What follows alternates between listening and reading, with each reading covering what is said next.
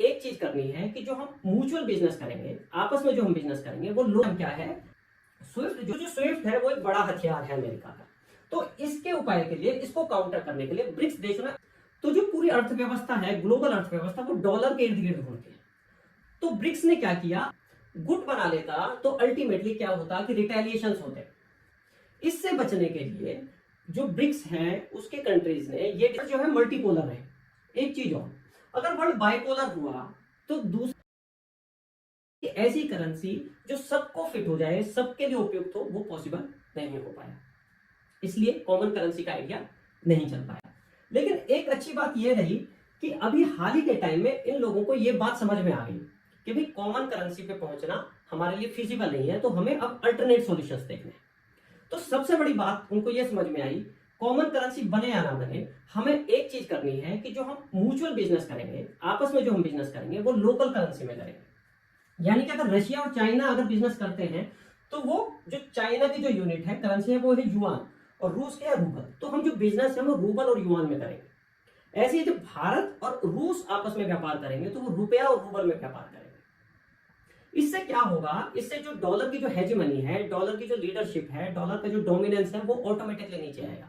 जैसे जैसे mutual business बढ़ेगा, लोकल करेंसी में बिजनेस बढ़ेगा और उसका वॉल्यूम बढ़ेगा लोकल करेंसी के बिजनेस का, वैसे वैसे डॉलर नीचे आता जाएगा। ये है बेसिक जो थॉट प्रोसेस है। अच्छा, इसके साथ साथ और क्या किया जाएगा, जो अमेरिका की एक और बड़ी ताकत है वो है स्विफ्ट सिस्टम। स्विफ्ट सिस्टम क्या है, ये एक इंटरफेस है, ये एक पेमेंट का, मतलब ये कोई बैंक नहीं है, दो बैंकों को जोड़ने का सिस्टम है। यानी कि जैसे हमारा यूपीआई सिस्टम है भारत में यूपीआई क्या करता है कि बैंकों के बीच का एक सिस्टम है। मेरा अकाउंट किसी बैंक में है, मुझे दूसरे बंदे को जो पैसे भेजने हैं उसका अकाउंट किसी और बैंक में, तो यूपीआई उन दोनों बैंकों को कनेक्ट करके रखता है। जब मुझे पैसे ट्रांसफर करने हैं तो मैं यूपीआई का यूज करूंगा किसी दूसरे को पैसे भेजने के लिए। ऐसे ही जब एक कंट्री दूसरे कंट्री को पैसे भेजता है तो उनके जो बैंक है वो स्विफ्ट सिस्टम से जुड़े होते हैं। स्विफ्ट जो है बीच का काम करता है, एक प्लेटफॉर्म है, ठीक है। और जो स्विफ्ट है वो है तो बेल्जियम में, एक यूरोपियन कंट्री में, लेकिन क्योंकि डॉलर में ही ज्यादा बिजनेस होता है, इसका कंट्रोल है अमेरिका के पास। इसका सारा डेटा अमेरिका से होकर गुजरता है।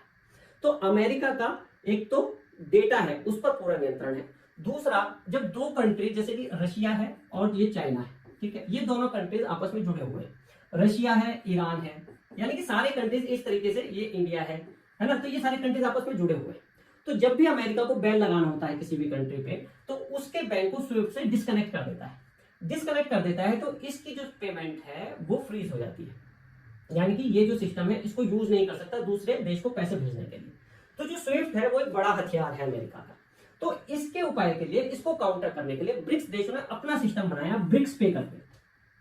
ब्रिक्स पे क्या है, ये एक प्लेटफॉर्म है जो ब्रिक्स के नेशंस के बीच में पैसे ट्रांसफर का काम करेगा, ठीक है। अब चलिए आगे चलते हैं।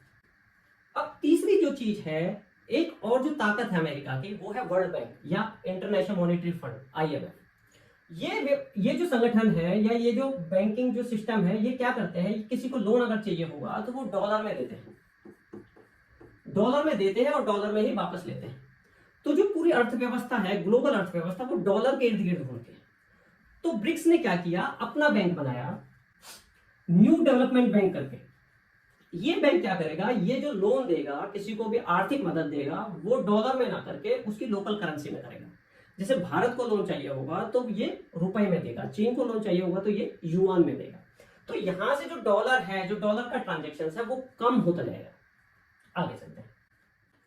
ये जो चीजें ब्रिक्स कर रहा है, ठीक है, ये जो स्टेप्स ले रहा है, यहां पे ब्रिक्स ने एक बात और सोची है कि हम खुले में अमेरिका का विरोध नहीं करेंगे, हम हो हल्ला नहीं मचाएंगे कि we are against US dollar, हम अमेरिका को या यूएस डॉलर को चुनौती देंगे। इससे क्या होगा, फॉर एग्जाम्पल अगर ये लोग एक कॉमन करेंसी पर पहुंच जाते हैं तो अमेरिका के लिए आसान होता उससे लड़ना। वो जो फाइट है वो हो जाती, फॉर एग्जाम्पल ब्रिक्स करेंसी का नाम होता ब्रिक्स, ठीक है, और उनका है डॉलर, तो वो जो फाइट है डॉलर वर्सेस ब्रिक्स हो जाती।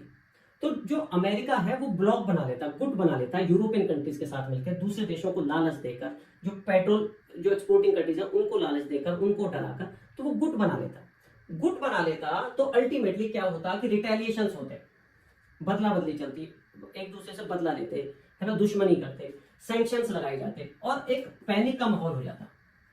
इससे बचने के लिए जो ब्रिक्स हैं उसके कंट्रीज ने ये डिसाइड किया है कि हम डायरेक्ट नहीं लड़ेंगे। भारत ने भी क्या बोला, भारत ने ये बोला कि भाई जो ब्रिक्स है that is not an alternative of dollar, वो उसका केवल एक पूरक है। हम किसी की लाइन छोटी करने के लिए ब्रिक्स के सदस्य नहीं है, हम केवल अपना जो संरचना है, हमारा सिस्टम है, हमारी जो लोकल करेंसी है उसको मजबूत करने की कोशिश कर रहे हैं। पर हमारा ऐसा कोई इरादा नहीं है कि हम डॉलर को नीचे लेके आए, हम डॉलर से कोई दुश्मनी निकालें, हम अमेरिका से कोई दुश्मनी निकालें।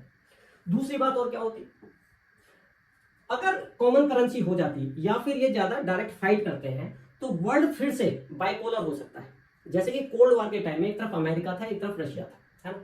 अब की बार ब्रिक्स कंट्रीज क्या सोच रहे हैं कि वर्ल्ड बाइपोलर ना हो पाए, वर्ल्ड जो है मल्टीपोलर हो पाए, यानी कि दो गुट ना बन पाए।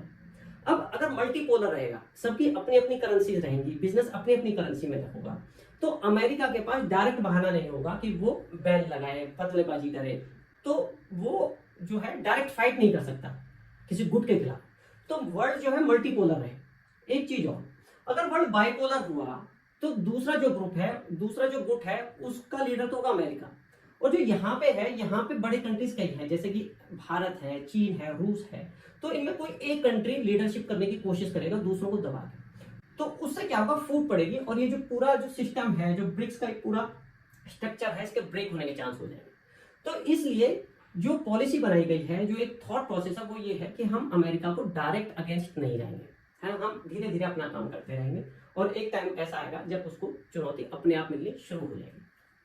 अब देखो, एक बेसिक सोच ये भी है कि the dollar power doesn't vanish overnight, it erodes slowly almost invisible. यानी कि जो अमेरिका का डॉलर है, ऐसा नहीं है कि वो एक ही दिन में इस लेवल तक पहुंचा है, कुछ सालों में इस लेवल तक पहुंचा है, उसे बहुत टाइम लगा है इस लेवल तक आने में, इस ऊंचाई तक आने में।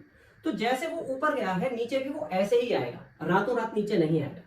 तो ब्रिक्स देश जो सोच रहे हैं कि हम चाहे स्लो रहे लेकिन हम स्टेडीली प्रोग्रेस करें, हम लगातार आगे बढ़े, चाहे स्पीड थोड़ी शुरू में कम हो। तो ये जो ब्रिक्स है उसकी बेसिक सोच ये है।